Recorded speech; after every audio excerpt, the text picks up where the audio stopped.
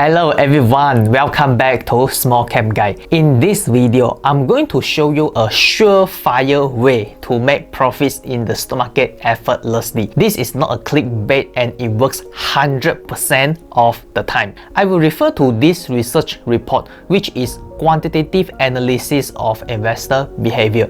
I will put the link in the description below.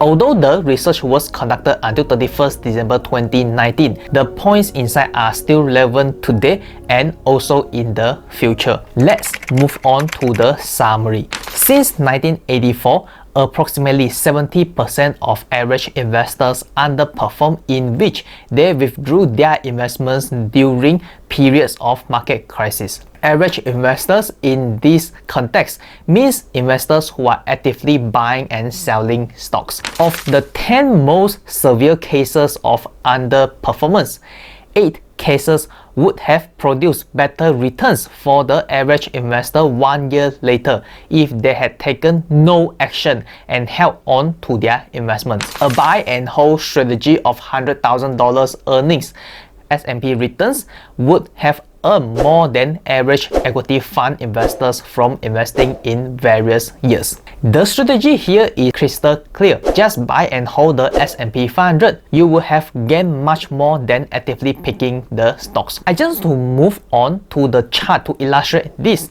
This is the S&P 500 ETF chart for the past 25 years. Do you realize something?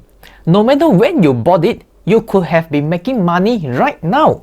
Whether you are buying 1 month ago, 6 months ago, 1 year, 2 years, 10 years, or 20 years ago, you are making profits already. This is a no-brainer method to make money while you sleep. I'm not the first person who talk about this, and you might have heard somewhere else. But the question is, have you been executing this? Especially if you are losing money on your investment. Knowing something without doing it is as worse as not knowing it.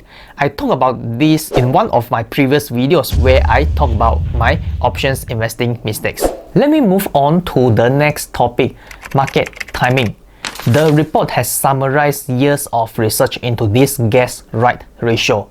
You can see for the past 20 years, investors' average guess-right ratio is about 50+%. Investors have guessed right at least half the time in 12 out of the last 20 years, but guessed correctly right only 3 out of 12 months in 2019.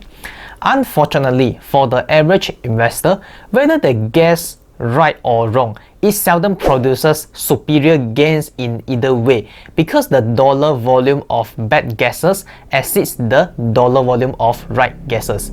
Even 1 month of wrong guesses can wipe out several months of the right ones. Here, I want to talk about one common mistake in investing. Cut the winners and keep the losers. When the position is in green, a beginner investor would always think about how to close the position and take profit. On the other hand, when the position is in red, the mindset would switch to, let me hold until break even first. That's why typically the winners would have a cap gain while the losers would lead to bigger losses and the entire portfolio would lose money. The next topic is about retention rates. Generally speaking, the average investor fails to stay invested in any given fund for a long enough period of time to realize the long-term benefits of asset ownership. Looking at the chart below, the average retention rate is about 4 years.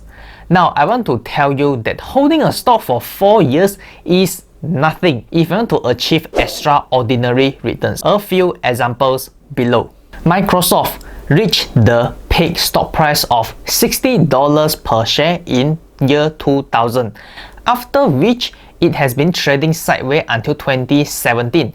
Beyond 2017, the stock price has gone up more than 470% to $336 at the point of recording this video. So that is a 17 years wait.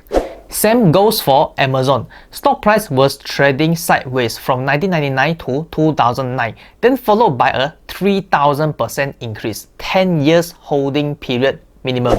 Last example is Tesla. You have to hold it from 2014 to 2019, which is 5 years, before reaping the gains of 1,700% by 2021.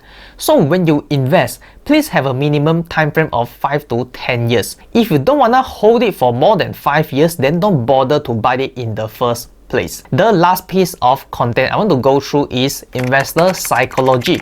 Here are different traps that most beginner investors do that lead to poor performance. I will go through a few. First one, herding. Copying the behavior of others even in the face of unfavorable outcomes. It basically just means fear of missing out. When the stock price goes higher, more people jump in because they are afraid of missing the boat.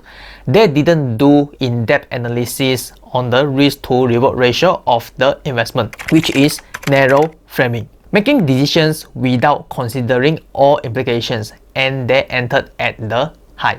The next one, regret. Treating errors of commission more seriously than errors of omission. Let me explain the meaning of commission and omission in investing. We use the example of Cloudflare to illustrate this. Let's say you bought the stock at $100. When the stock price went up to $130 in September 2021, you think it has gone up too much. In order to protect your profits, you sold everything. Then the stock price went up to $210 at the point of recording this video. This is known as error of commission, as you are afraid of the potential drop, so you want to lock in profit first. In your profit and loss statement, you would still see the gain, just that it is not as much if you were to hold it until today. The second situation is like this. You do not own any Cloudflare shares, and at the start of October 2021, Cloudflare stock price dropped to $110. You thought it was still a pretty high price for Cloudflare, and you set a buy order at $100 and $90. However, the stock price didn't drop to the intended level and went up to $210. This is the error of omission, as you missed the boat totally. In this case, the mistakes won't be reflected in a profit and loss statement, and your losses is actually larger than the error of commission, just that most people don't realize it. Next mistake, media response. Tendency to react to news without reasonable examination. This is so common, and I even heard people making investing decisions just based on news alone without analyzing the source of the news. Anchoring. Relating to the familiar experiences even when inappropriate. This happens a lot to Singapore and Malaysia investors, as they bring the negative investing experience to the US stock market, which has got totally different characteristics. Diversification. Seeking to reduce risk but simply using different sources. About diversification, I just talked about it in my last video here. You may want to check it out on how I made 82% profit on my portfolio in 10 months. Once again, if you really want to be passive and to guarantee making money while sleeping, just invest in the S&P 500. Numbers don't lie. If you think this video has been helpful to you, remember to smash the like button so YouTube algorithm would show this video to more people. This YouTube channel mainly shares practical tips about investing and personal finance from my investing and coaching experience. If you don't want to miss any of the future videos, turn on the notification for this channel. Looking forward to seeing you next time.